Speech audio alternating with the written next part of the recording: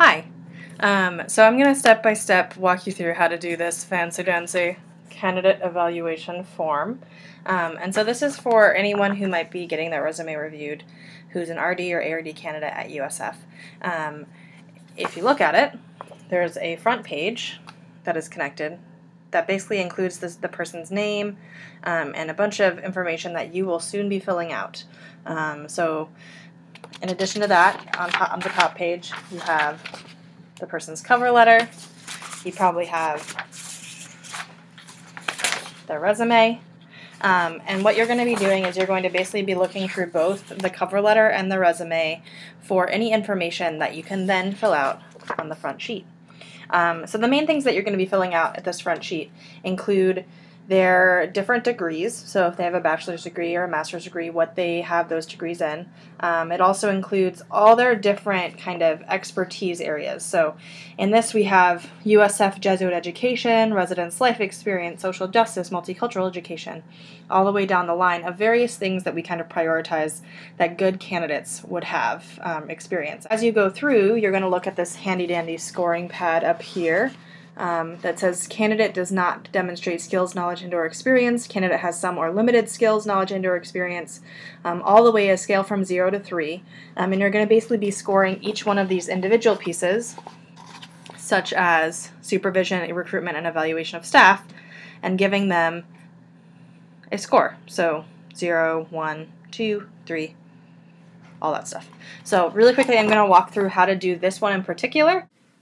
What I typically do to make this the easiest to review is to lay out the candidate review form next to the cover letter and the resume. So I actually just ripped off the top page.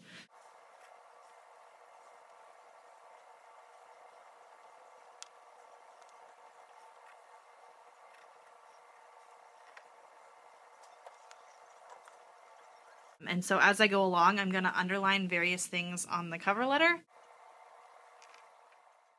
and on the resume, marking things that seem important and correspond with the items we're looking for.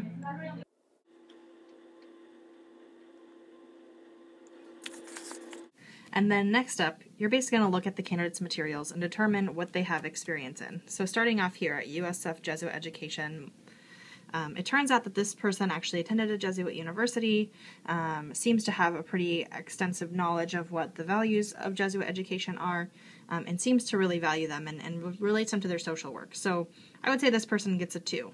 So they meet all our needs, but they didn't necessarily go above and beyond in telling us everything they need to do. They also have some residence life experience.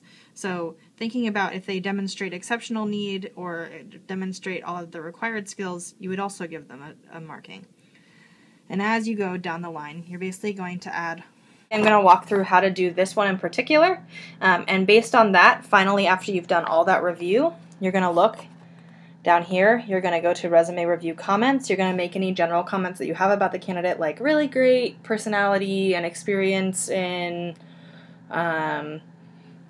sexual assault response, something like that, or crisis response. And based on those reviews, you then will opt to advance the person to a first interview, which is right here, or not. So you basically get to circle yes or no, and based on that, we will decide which are our top candidates to actually advance to the next round.